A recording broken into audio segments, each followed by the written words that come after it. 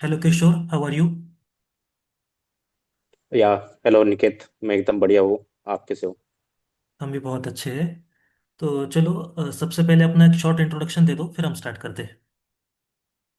हाँ, तो hello everyone. मेरा नाम किशोर मत्सागर है और मैं छत्रपति संभाजीनगर महाराष्ट्र से हूँ। रिसेंटली मैंने अपना पोस्ट ग्रेजुएशन डिप्लोमा कंप्लीट किया है in big data analytics from Sunbeam institute Pune. और अभी मैं फार्मा एनालिटिक्स में एज अ डेटा एनालिस्ट काम कर रहा हूँ। ओके। तो स्टूडेंट की इंफॉर्मेशन के लिए मैं पहले बता दूं कि अभी जो पीजी डीबीडीए जो कोर्स है, उसका नाम चेंज हो गया है। वो अभी पीजीसीपी बीडीए, सिर्फ बीडीए डिप्लोमा वर्ड उन्होंने हटा दिया है। तो नया नाम अभी पीजीसीपी बीडीए है। ओके। तो तुमने डीबीडीए कोर्स ही क्यों चूज किया? डीबीडीए कोर्स चूज करने के पीछे मेरा रीजन था कि जब मैंने सोचा कि मुझे सिलेक्ट करना है, हम्म। तब मैंने दो कोर्सेस चूज किए थे। एक तो था डैक और एक था डीबीडीए। हम्म। बट मेरा पहले से थोड़ा सा इंटरेस्ट मशीन लर्निंग की तरफ ज्यादा था। हम्म। और आजकल जेएनए और एलएलएम जैसे टर्म्स भी ज्यादा ट्रेंडिंग में है। राइट। तो अ, या तो जैसे जैसे आगे फ्यूचर में इसकी हाइप और बढ़ती जाएगी, तो बिग डेटा टेक्नोलॉजीज और डेटा इंजीनियर्स की डिमांड भी बढ़ती जाएगी। तो हम्म। वो देख के और मेरा इंटरेस्ट देख के मैंने फिर डीबीडीए चूज किया था। राइट। मतलब अभी कोर्स शुरू होने से पहले सीकैट एग्जाम देनी पड़ती है, तो सीकैट एग्जाम का प्रिपरेशन तुमने कैसे किया था? सीटेक सीकैट एग्जाम के लिए बेसिक तो एक हमारा जनरल एप्टीट्यूड पूछते हैं। हम्म। और एक होता है कि कंप्यूटर के फंडामेंटल्स पूछ लेते हैं। हम्म। तो मैं अपने ग्रेजुएशन के बाद गेट एग्जाम की प्रिपरेशन की थी, तो उसमें हम्म। थोड़ा सा कंप्यूटर के फंडामेंटल्स मेरे पहले से अच्छे थे। तो हम्म। मैंने बस इंडिया बेस्ड वेबसाइट से जनरल एप्टीट्यूड का एक शॉर्ट प्रैक्टिस कर ली 10-12 दिन में। हम्म। और उतनी मेरी प्रिपरेशन थी फिर, और मैं एग्जाम के लिए अपियर हुआ था। अच्छा, तो मतलब तुमने उसके लिए वो। वही है कि हाँ। आप थोड़ा सा, हाँ, हाँ, प्लीज इंडिया कंटिन्यू। बिक्स हाँ, इंडिया बिक्स और सैंड फाउंड्री जैसी वेबसाइट से उनमें से जनरल एप्टीट्यूड आप अपना अच्छे से कर लो। और फिर जो कंप्यूटर के फंडामेंटल्स है उसको अच्छे से रख लो, तो एग्जाम हो जाती है इजीली। राइट। राइट। तो मतलब तुमने कोई कोर्स ज्वाइन नहीं किया था, मतलब सीकेट एग्जाम के लिए? नहीं, कोई कोर्स नहीं किया था मैंने सेल्फ सेल्फ स्टडी की थी। गुड। तो डीबीडीए में कौन कौन सी टेक्नोलॉजीज तुमने सीखी? डीबीडी में जैसे कि अभी जो इनका जो सिलेबस है वो ऐसा है कि आपको पाइथन सिखाते हैं, पाइथन के साथ आर लैंग्वेज भी है, बस हम्म। आर का पोर्शन बहुत छोटा है।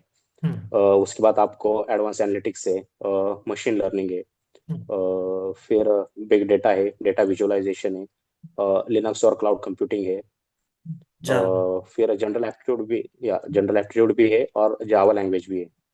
तो ओवरऑल आप पूरे रेडी हो जाते हो। तो ये सभी टेक्नोलॉजीज और सब्जेक्ट्स वापस सीखने को मिले थे मुझे भी। राइट। तो डीबीडीए में जावा और पाइथन दोनों दो लैंग्वेज है। तो सबसे ज्यादा इंपॉर्टेंट कौन सी हाँ, है? इंटरव्यू में ज्यादा कौन सी पूछते हैं?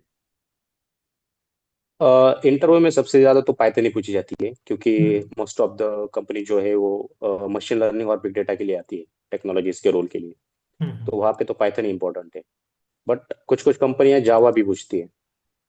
ओके। बट उसका मतलब मैं ये कहूंगा कि उसका इम्पोर्टेंस इंटरव्यू में उतना ज्यादा नहीं है जितना अभी पाइथन का है बिग डेटा के रोल के लिए। राइट। राइट। मतलब अभी जो मतलब साइबर सिक्योरिटी हो, बिग डेटा हो या फिर एआई हो, पाइथन ही ज्यादा हाँ, इंपॉर्टेंट है सब में। तो हाँ, बट हाँ। यहाँ पे और एक चीज है जो मैं हम्म। ऐड करना चाहूंगा। जब आप बिग डेटा सीखोगे और उसके जब आप जैसे हडूप पे और स्पार्क के उसके आप एकदम लो लेवल पे जाओगे, तो वहाँ पे जावा लैंग्वेज लगती है। क्योंकि हम्म। वो एकदम लो लेवल पे जावा और स्काला का यूज करते हैं। तो उसकी अंडरस्टैंडिंग के लिए जावा लैंग्वेज चाहिए, इसलिए ओके। जावा आनी भी बहुत इंपॉर्टेंट है। हम्म। तो सनबीम में टीचिंग क्वालिटी एंड फैकल्टीज कैसी है? सनबीम में तो मतलब मुझे तो ओवरऑल सब कुछ अच्छा ही लगा था। सनबीम हम्म। में एक चीज़ है कि डिसिप्लिन बहुत स्ट्रिक्टली मेंटेन किया जाता है। हम्म। जैसे कि आपकी अटेंडेंस हो बायोमेट्रिक पे, उसके बाद टीचिंग की अगर मैं बात करूँ तो ओवरऑल एक्सपीरियंस मेरा बढ़िया ही था। जैसे बिग डेटा के लिए नीलेश सर थे। उसके लिए मशीन लर्निंग के लिए अमित सर थे। हम्म। उन्होंने पाइथन भी पढ़ाई थी। तो अ, उनके पूरे जो लेक्चर्स होते थे वो बहुत ही इंगेजिंग रहते थे। तो फैकल्टी बहुत अच्छी थी। और जब आपकी लैब होती है तो आपको लैब मेंटर्स होते हैं। तो अगर कोई भी डाउट आए तो आप उनसे पूछ सकते हैं। तो वहाँ पे भी मतलब असाइनमेंट्स कर रहे हो आप, कहीं पे स्टक हो रही तो लैब मेंटर्स हेल्प कर देते थे। हम्म। तो ओवरऑल मतलब लेक्चरर और लैब मेंटर्स दोनों का एक्सपीरियंस भी बढ़िया ही था मेरा। हम्म। तो मतलब तुम इस मतलब शेड्यूल में मतलब अपना पूरा शेड्यूल टाइम और स्टडी सब कैसे मेंटेन करते थे, मैनेज करते थे? हाँ, तो सिडैक में एक ऐसा है कि थोड़ा सा ये कोर्स है, थोड़ा सा रिगरस है। और मतलब हर दिन आपको सुबह 7 बजे से लेके शाम के ऑलमोस्ट 7 बजे तक मतलब 12 घंटे आपको इंस्टीट्यूट में ही रहना पड़ता है। राइट। तो मैंने अपना एक स्टार्टिंग से थोड़ा एक हफ्ता मैंने देख लिया था कि मतलब ये कैसा चल रहा है कोर्स और क्या चल रहा है। और उसके बाद मैंने अपना एक स्ट्रिक्ट शेड्यूल बनाया था। जैसे कि हम्म। सुबह मैं जल्दी उठ के खुद के लिए 1 से 2 घंटे निकालता था, जिसमें मैं थोड़ा सा अपना जो डीएसए वो थोड़ा सा अच्छे से कर लो। और फिर जो टीचर्स अब आज पढ़ाने वाले हैं उसको मैं थोड़ा सा देख के चला जाऊँ, ताकि हम्म। जब वो पढ़ाएंगे तो मुझे थोड़ा सा इजी होगा ग्रास्प करने में। और जब शाम को रिटर्न जैसे इंस्टीट्यूट से आ गए 7 बजे, तो उसके बाद 9 से 11 बजे तक मैं अगेन जो आज दिन भर में हुआ है उसके रिलेटेड अगर कोई असाइनमेंट पेंडिंग है वो, और कोई चीज़ अगर मुझे उस टाइम पे नहीं समझ आ गई या फिर रह गई तो वो मैं पढ़ लेता था उसी दिन। ओके। तो तो सीसी यही मेरा एग्जाम, ओवरऑल शेड्यूल था। हाँ सीसी एग्जाम हम्म। तुमने मतलब प्रिपेयर कैसे किया था और कितनी इम्पोर्टेंट है? सीसी एग्जाम तो सबसे ज़्यादा इम्पोर्टेंट वही है, क्योंकि आपका शॉर्ट लिस्टिंग का क्राइटेरिया जो होता है कंपनीज का वो सीसी के बेसिस पे ही होता है, फर्स्ट शॉर्ट लिस्टिंग क्राइटेरिया। तो अगर मैं कहूँगा कि आप अगर सीएस ब्रांच से नहीं हो तो सीसी तो आपके लिए सबसे ज़्यादा इम्पोर्टेंट है। हम्म। क्योंकि उसके बिना तो फिर अच्छी कंपनीज के कॉल आना मतलब ना के बराबर ही है। तो वो राइट। इम्पोर्टेंट ही है। और रही बात उसके प्रिपरेशन की, तो जो मेरी प्रिपरेशन एक्चुअली सीसी की बहुत कम थी। मैंने 21 या 22 दिन ही दिए थे। हम्म। बट मैं कहूँगा कि सीसी के लिए एक एटलीस्ट 2 महीने की तो प्रिपरेशन चाहिए मिनिमम। हम्म। तो अगर आप स्टार्टिंग से कंसिस्टेंटली कोर्स को फॉलो करते आ रहे हो, हर एक मॉड्यूल हम्म। में आपने अच्छे से प्रैक्टिकली ध्यान दिया है चीज़ों पे, तो आपको बस लास्ट के 2 ढाई महीने में आपको बस इतना करना है कि आप जो हर एक मॉड्यूल का जो सिलेबस है उसके रिलेटेड, सिलेबस के हर एक टॉपिक के रिलेटेड एमसीक्यूज आप ऑनलाइन सॉल्व कर लो। आपको बस एमसीक्यू करते रहने। हम्म। और जहाँ जहाँ आप एमसीक्यू में अटकोगे वहां पे बस उसके रिलेटेड जो भी कंसेप्ट है वो मैं देख लेता था। तो हम्म। इससे फिर वो एक एमसीक्यू की प्रैक्टिस भी होती है और आपका एक रिवीजन भी हो जाता है। वो जो क्वेश्चन थ्रू कंसेप्ट का रिवीजन भी हो जाता है एक। तो मैंने हम्म। वैसे ही किया था। तो जनरली स्कोर कितना होना चाहिए सीसीए का, मतलब मिनिमम क्राइटेरिया जो होता है ना स्टूडेंट्स को, 60 अबो, 75 अबो हम्म। कुछ, कितना होना चाहिए मैक्सिमम अ, कॉल्स मिलने के लिए? हाँ, मैं तो ये कहूँगा कि अगर आपको अच्छा प्लेसमेंट चाहिए तो वर्स्ट केस आप पकड़ लो, आप 65% से ऊपर होनी हुई चाहिए। हम्म। 65% से अगर आप ऊपर हो तो आपको अच्छी अच्छी कंपनीज के कॉल आएंगे। और अगर आप 60 to 65 के बीच में हो हम्म। तो आप थोड़े से ये कंसिडर कर सकते हो कि स्टार्टिंग के कॉल्स नहीं आएंगे।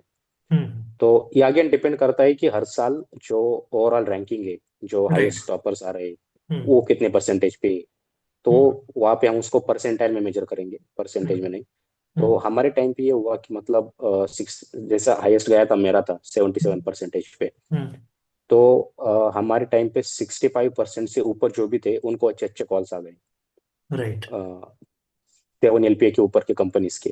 हम्म। बट जो 65 के नीचे थे उनको फिर स्ट्रगल करना पड़ा बाद में। राइट। अच्छे अच्छे कंपनीज के कॉल्स नहीं आए, तो वो अपॉर्चुनिटी मिस हो जाती है। तो इसलिए हम्म। सीसी तो वहाँ पे मैटर करती है बहुत प्लेसमेंट के टाइम पे। हम्म। हाँ, प्रोजेक्ट का तुमने कैसे हैंडल किया था, मतलब प्रोजेक्ट कैसे किया जाता है? हाँ हाँ, प्रोजेक्ट प्रोजेक्ट अगेन आपके इंटरव्यू के टाइम पे भी बहुत इंपॉर्टेंट रोल होता है प्रोजेक्ट्स का भी। तो मेरे टाइम पे मैंने ऐसा किया था कि सनबीम में यूजुअली दो प्रोजेक्ट्स करने को बोलते हैं। वैसे हम्म। सिडैक में एक ही प्रोजेक्ट है, बट सनबीम ने हमने दो ओके प्रोजेक्ट्स किए ओके। थे। एक मैंने किया था मशीन लर्निंग में। जैसे ही मशीन लर्निंग का मॉड्यूल फिनिश हुआ था, हमारा मशीन लर्निंग का मॉड्यूल थर्ड मॉड्यूल था, हम्म। तो जैसे ही वो फिनिश हुआ तो हमने एक मशीन लर्निंग का प्रोजेक्ट स्टार्ट कर दिया था। और हम वीक में एक या दो दिन ही देते थे उसको, क्योंकि हम्म। फिर आपको बाकी के भी कुछ असाइनमेंट्स वगैरह बाकी करने की पड़ते हैं। प्रिपरेशंस, हाँ। हाँ, बाकी की प्रिपरेशन। तो उसको धीरे धीरे हम लास्ट तक करते गए। सीसी एग्जाम के पहले हमने मशीन लर्निंग का प्रोजेक्ट फिनिश कर दिया था। और फिर सीसी के बाद जो इंटरव्यू तक 10-12 दिन का गैप मिला था, उसमें फिर हमने बिग डेटा के रिलेटेड और एक प्रोजेक्ट कर लिया था छोटा सा। तो वही था। और मशीन लर्निंग में हमने ट्राई किया था कि हम कहीं ना कहीं पे जो एलएलएम है, जीएन हम्म। एआई है, उसकी कंसेप्ट्स को यूज कर पाए हम्म। और उस टेक्नोलॉजीज को इंट्रोड्यूस कर पाए हमारे प्रोजेक्ट्स में। तो हमने हम्म। ये रोल रखा था मशीन लर्निंग के लिए, जो कि बहुत हेल्पफुल रहा हमें इंटरव्यू, मुझे तो एटलीस्ट इंटरव्यू के लिए। हम्म। तो जनरली प्रोजेक्ट रिलेटेड कौन कौन से क्वेश्चंस पूछे जाते हैं इंटरव्यू में? इंटरव्यू में यूजुअली अगर आपने कुछ टेक्नोलॉजी यूज की है तो हम्म। पूछते हैं कि आपने यही क्यों यूज किया, दूसरा क्यों नहीं किया। हम्म। तो आपको, आपने हर एक जो चीज यूज की है उसके आगे आपको वाई लगाना बहुत इंपॉर्टेंट है कि आपने यही क्यों किया। राइट। और उसके रिलेटेड अगर कोई और भी टेक्नोलॉजी एग्जिस्ट करती है, और भी कंसेप्ट हम्म। एग्जिस्ट करते हैं, तो फिर ये भी पूछेंगे कि आपने वो क्यों नहीं यूज किया, उसके एडवांटेज डिसएडवांटेज क्या है, और जो आपने पूछा उसके एडवांटेज डिसएडवांटेज क्या है। रोल, तो मतलब इस तरह के बेसिकली क्वेश्चन रोल और चलते हैं। उससे रिलेटेड। हाँ। और आपने अगर प्रोजेक्ट किया है तो फिर जो आपका पॉइंट ऑफ व्यू था प्रोजेक्ट का जो टॉपिक लेने में, वो भी थोड़ा सा पूछते हैं। बट वो हम्म। यूजुअली इतना मैटर नहीं करता, क्योंकि most of the time project जो रिपीटेड रिपीटेड ही होते हैं। तो इनोवेशन तो कोई हम कर नहीं रहे। But right. उनको बस ये एक्सपेक्टेड है कि आपने जो यूज किया वो क्यों किया, बस इतना ही। तो ड्यूरिंग दिस कोर्स तुमने चैलेंजेस कौन कौन से फेस किए? मतलब कभी कभी होता है ना शुरुआत में, कभी कभी मैनेज करने में, टाइम मैनेजमेंट की मतलब आदत नहीं होती इतने देर बैठने की। तो कुछ प्रॉब्लम्स, कुछ हम्म। चैलेंजेस तुमने फेस किए? हाँ, चैलेंजेस मैं ये बोलूँगा कि स्टार्टिंग में 10-10 घंटे इंस्टीट्यूट में बैठना भी मतलब ओवरवेलमिंग हो जाता था। हम्म। तो एक बर्नआउट की फीलिंग आ जाती है एक 10-12 दिन में आपको। तो मेरे लिए भी वो प्रॉब्लम हो रही थी। 10-10 घंटे मतलब इंस्टीट्यूट में दो, उसके बाद 2-3 घंटे खुद सेल्फ स्टडी के लिए दो। तो ये जो एक हेक्टिक शेड्यूल है वो मैनेज करना मुझे चैलेंजिंग था। बट मैं कहूँगा कि सिडैक ने अपना करिकुलम ऐसा रखा है ना कि हर 10-12 दिन में आपके लिए कुछ ना कुछ स्टडी से छोड़ के कुछ अदर एक्टिविटीज है। जैसे सनबीम में तो जुम्बा सेशन कंडक्ट किए जाते थे हर 1 या 2 वीक के बाद। उसके बाद स्पोर्ट्स एक्टिविटी रहती थी, ट्रेडिशनल डे की एक्टिविटी थी। तो मैं ट्राई करता था कि मैं सब में पार्टिसिपेट करूं। तो हम्म। इससे क्या होता था कि जैसे आप स्टडी करते करते 10-12 दिन में एक ऐसा फेज आ जाता है कि आप बर्नआउट फील करने लगते हो। हम्म। तो मैं उन एक्टिविटीज में पार्टिसिपेट करता था, तो फिर एक दिन आप मतलब एंजॉय करो एक पूरा दिन भर, तो फिर रिफ्रेश हो जाता था। तो वो उस वजह से मेरा थोड़ा सा शेड्यूल अच्छे से चलता रहा। और एक जो मैंने चैलेंज फेस किया था वो ये था कि ये कोर्स बहुत फास्ट फॉरवर्ड है, मतलब फास्ट चल रहा है 6 महीने के हम्म। ड्यूरेशन में। तो इसको कोप अप कर पाना थोड़ा सा डिफिकल्ट है, मतलब रिवीजन, डेली के असाइनमेंट्स, हम्म। और फिर जब लास्ट के 2-3 महीने रहते हैं तो एक सीसी का भी प्रेशर बन जाता है। तो ये सब मैनेज करना, ये मुझे डिफिकल्ट लगा था, ये दोनों चीज़ें। ओके। तो मतलब अभी ये कोर्स जो करने का जो न्यू बैच के स्टूडेंट जो सोच रहे हैं, तो कोर्स ज्वाइन करने से पहले हम्म। तुम्हें क्या लगता है कि उन्हें कौन कौन से कंसेप्ट क्लियर करके रखने चाहिए पहले से ही, बेसिक? हम्म। मैं तो ये कहूँगा कि अगर आप सिडैक के लिए आ रहे हो कोर्स करने के लिए, डीपीडीए में हम्म। एटलीस्ट, तो आपका पाइथन के ऊपर थोड़ा सा कमांड पहले से होना इम्पोर्टेंट है। अगर आप पहले से बिल्कुल भी नहीं जानते हो और आप यहाँ पे आकर आप एकदम बेसिक चीज़ें पूछ रहे हो, जैसे कि प्रिंट फंक्शन क्या करता है, या फिर रिटर्न क्या करता है, प्रिंट और रिटर्न में डिफरेंस क्या है, इतने बेसिक चीजें, तो फिर दिक्कत आ जाती है आपको। फिर आप जो असाइनमेंट देंगे वो लोग और उसके रिलेटेड क्वेश्चन देंगे, तो आप वो अप्रोच नहीं बना पाओगे कि इसको सॉल्व कैसे करना है। तो थोड़ा सा पाइथन के ऊपर अगर आपका हैंड है तो अच्छा है। हम्म। और एक चीज, आपका जनरल एप्टीट्यूड बहुत इंपॉर्टेंट है। मतलब इस हम्म। सारे डिस्कशन में हमने बोला नहीं, बट सीसीए में जनरल एप्टीट्यूड बहुत इंपॉर्टेंट रोल प्ले करता है ड्यूरिंग प्लेसमेंट टाइम। हम्म। क्योंकि बहुत सारी कंपनियों का फर्स्ट राउंड जनरल एप्टीट्यूड का ही होता है। तो हम्म। अगर आपका जनरल एप्टीट्यूड का फर्स्ट राउंड क्लियर ही नहीं हो पाया, तो फिर बाकी का तो कुछ मीनिंग ही नहीं बनता, आपको क्या आता है क्या नहीं। राइट। तो हाँ, तो वो एक होता है। तो आपका जनरल एप्टीट्यूड यहाँ आके तो इतना टाइम नहीं मिलेगा, तो आपका वो पहले से ही अच्छा होना चाहिए, अच्छे लेवल पे। फिर पाइथन तो हो गया। और फिर अगर आप थोड़ा बहुत अगर मशीन लर्निंग के बारे में पढ़ लो पहले से, तो वो एक अच्छा है, क्योंकि उसके रिसोर्सेस है अच्छे से यूट्यूब पे। तो उसको अगर थोड़ा सा पढ़ लो तो आपका एक एक मॉड्यूल का आपका थोड़ा सा लोड कम हो जाएगा, जो कि एक बड़ा मॉड्यूल है। हम्म। तो अगर इतना आपको पाइथन अच्छे से आता है, एप्टीट्यूड और थोड़ा बहुत मशीन लर्निंग, तो सफिशिएंट है आपके लिए। फिर आपको ये कोर्स इतना हेक्टिक नहीं लगेगा और आप अच्छे से कर पाओगे इसमें। राइट। तो और कम्युनिकेशन कितना इम्पोर्टेंट है, कम्युनिकेशन स्किल्स? कम्युनिकेशन तो सबसे ज़्यादा इम्पोर्टेंट है। मतलब वो ऐसा है कि अगर आप कम शब्दों में अगर डिलीवर नहीं कर पा रहे हो आपको जो पूछा गया है, हम्म। तो सामने वाला फिर नहीं प्रेफर करता उस चीज़ को। इंटरव्यूअर फिर मतलब ऐसा है कि उन्होंने कुछ क्वेश्चन पूछा और आप कुछ और ही डायरेक्शन में चले गए, भले आपको आता हो, बट हम्म। आपने बहुत लेंथी एक्सप्लेनेशन दे दिया। हम्म। तो फिर वो इतना इंटरेस्ट नहीं दिखाते। तो कम्युनिकेशन सबसे ज़्यादा इम्पोर्टेंट है। और कम्युनिकेशन के लिए फिर वो एक ये है कि संडे में जैसे हमारे टाइम पे बहुत सारे इंटरव्यू कंडक्ट किए गए थे। हम्म। तो उसमें वो थोड़ा सा ये होता है कि वो हेजिटेशन निकल जाता है थोड़ा सा। हम्म। तो मैं ये कहूँगा कि उसमें एकदम एक्टिवली पार्टिसिपेट करना बहुत इंपॉर्टेंट है। तो उस हर एक में तो मैंने भी पार्टिसिपेट किया था। तो वो भी है। तो कम्युनिकेशन इंटरव्यू के टाइम पे आपको बहुत हेल्प करेगा, अच्छा कम्युनिकेशन। भले आपको थोड़ी सी टेक्निकल चीज़ें कम आती हो, हम्म। लेकिन अगर आप अपने कम्युनिकेशन से इम्प्रेस कर जाओ तो आपके चांसेस बहुत बढ़ जाते हैं नहीं, शॉर्टलिस्टिंग के, हाँ, इंटरव्यू कम्युनिकेशन के। तो इम्पोर्टेंट है ही, क्योंकि बहुत बार ऐसा होता है कि कई स्टूडेंट्स को आंसर पता होता है लेकिन वो एक्सप्लेन नहीं कर पाते, लैक ऑफ कम्युनिकेशन की वजह हाँ, से। वही वो राइट। मतलब हम्म। बहुत लेंदी एक्सप्लेनेशन दे जाते हैं उस चीज़ का। हम्म। तो फिर वो जो कहना है वो कम शब्दों में नहीं डिलीवर कर पाए, फिर वो इंटरव्यूअर भी इंटरेस्टेड नहीं दिखाता फिर उस चीज़ में।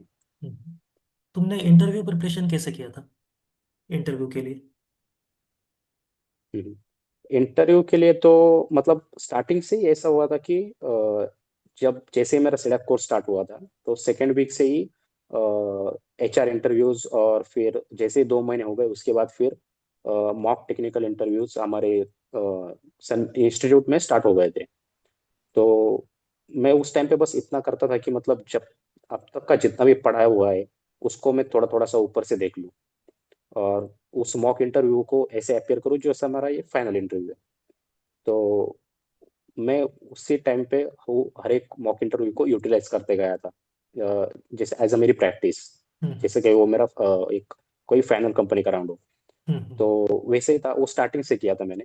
और जब सीसी एग्जाम फिनिश हो गई, तो उसके बाद हम क्या करते थे कि जो मेरे रूममेट थे तो उनके साथ हम मैं बैठता था, और एक दूसरे को फिर हम कंसेप्ट वगैरह एक्सप्लेन करते थे, कैसे क्या है। तो उससे वो थोड़ा सा जो होता है ना कि आप अच्छे से एक्सप्लेन कर पाते हो चीज़ें। और जो मोस्ट फ्रिक्वेंटली आस्क्ड क्वेश्चन है उसकी हम प्रैक्टिस करते थे। तो चांसेस बहुत होते हैं कि इंटरव्यूअर 10 में से कोई एक दो क्वेश्चन वही पूछ जाए, और अगर आप हम्म। उसका अच्छे से एक्सप्लेनेशन तो फिर वो बढ़िया हो जाता है, एक अच्छा सा इंप्रेशन पड़ जाता है। तो मैं रूममेट के साथ ही प्रैक्टिस करता था। और हम्म। मेरा स्टार्टिंग से ऐसा रहा था कि मैं क्लासरूम में थोड़ा सा ट्राई करता था अपने फ्रेंड के साथ एक दूसरे के डाउट शेयर करके और कंसेप्ट क्लियर करना। तो जैसे अगर मैं अपने क्लासरूम में बैठ के फ्रेंड्स को समझा रहा हूँ कुछ क्वेश्चंस के जो डाउट है और जो कंसेप्ट है, तो आपका इनडायरेक्टली दो चीजें अच्छी हो रही है। एक तो आपकी वो कंसेप्टली क्लियर हो रही है, और आपका कम्युनिकेशन भी अच्छे से आप इम्प्रूव कर पा रहे हो, क्योंकि आप ट्राई कर रहे हो आप अपनी कंसेप्ट जो आपको समझाए वो डिलीवर करना। हम्म। तो इस वजह से इंटरव्यू की प्रिपरेशन मेरी वो स्टार्टिंग से ही चलती रही थी। तो मैंने उसी तरह से उसको अप्रोच राइट। किया था लास्ट तक। राइट। तुम मतलब कितने कॉल्स मिले थे, मतलब पहले कॉल पर ही प्लेस हुए थे या फिर? नहीं, जो मेरा फार्मेसी का कॉल था वो मेरा सिक्स कॉल था। ओके ओके, हाँ। तो पहला ऐसा था कि मतलब सिलेक्ट से तो मैंने ऑप्ट आउट कर लिया था, मुझे नहीं जाना था सिलेक्ट में। और हम्म उसके बाद जो पैटर्न थी उसका सेकंड राउंड के लिए मुझे चांस नहीं मिला था।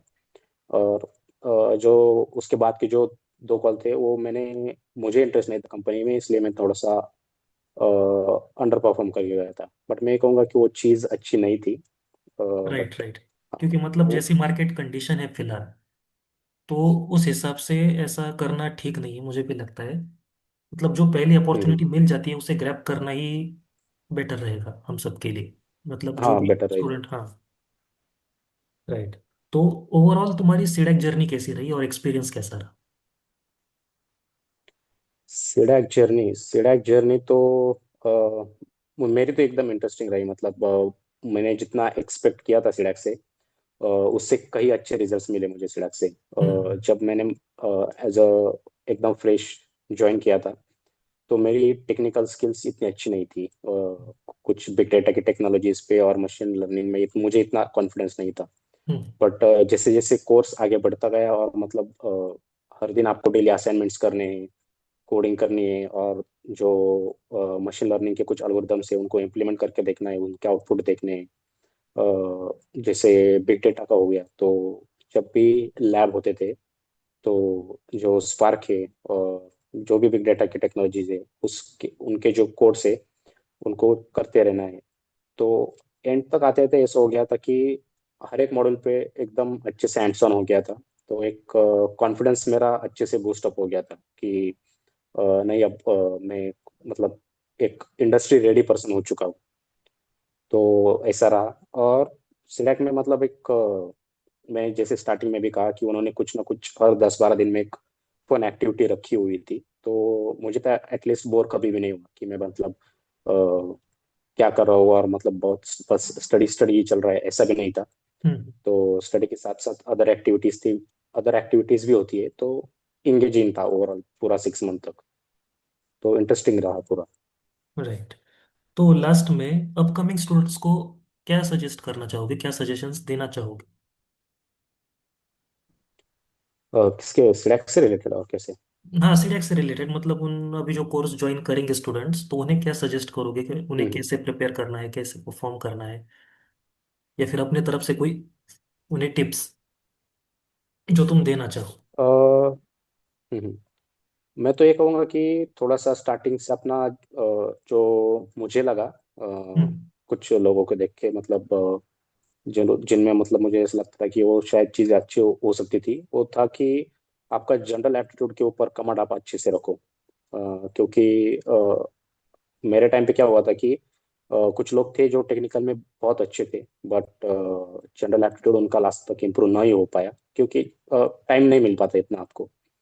तो फिर उनको फिर वो सेकंड चांस टेक्निकल की अपनी जो उनकी एक्सपर्टीज है वो दिखाने का चांस ही नहीं मिला, क्योंकि वो जनरल एप्टीट्यूड ही नहीं क्लियर पाए। उनका जो फर्स्ट राउंड तक एप्टीट्यूड का वो क्लियर ही नहीं कर पाए। तो मैं ये कहूँगा कि अगर आप कोर्स को आने वाले हो, तो जनरल एप्टीट्यूड पे ऐसी कमांड रखो कि आपको हर एक क्वेश्चन के लिए पेन पेपर लेके सॉल्व करने की जरूरत नहीं पड़े। आप थोड़ा सा देख के ही एक सॉल्व कर लो उसको माइंड में, क्योंकि इतने भी हार्ड क्वेश्चन नहीं होते। तो जनरल एप्टीट्यूड अपना बेटर रखो। और जो स्लैब का जो 6 मंथ का कोर्स है, तो एक रूटीन में ट्राई करो रहने का, आप जो कंसिस्टेंटली रह सकते हो, वो आपको हेल्प करेगा लास्ट में बहुत। क्योंकि कुछ कुछ लोग क्या करते हैं कि सीसी के टाइम पे अपना शेड्यूल चेंज कर लेते हैं, कि जैसे फिर वो जैसे कि सीसी पास आ रही है, तो फिर वो ट्राई करते हैं कि वो रात को लेट लेट तक स्टडी करे, या फिर सुबह जल्दी उठ के स्टडी करे। तो अगर आप इमिडिएट चेंज ला रहे हो आपके अपने रूटीन में लास्ट, एकदम लास्ट लास्ट में, Correct. तो फिर वो आपको हैम्पर कर जाएगा वो चीज़। तो अगर आप एकदम स्टार्टिंग से ही अपना एक फिक्स रूटीन बना के चलते हो till end of the exam, तो वो चीज़ें आपको ज़्यादा हेल्पफुल रहेगी। तो वो एक चीज़ है। और बाकी जैसे मैंने स्टार्टिंग में बताया, अगर आप थोड़ा सा पाइथन के बारे में पढ़ के आ जाओ, हम्म। उसके ऊपर थोड़ा सा हैंड्स ऑन हो, तो आपको बाकी के मॉड्यूल्स भी बहुत इजी जाएंगे। Right. So thank you Kishore, thank you for your time and guidance. Thank you very much. Yeah thank you Aniket for inviting me.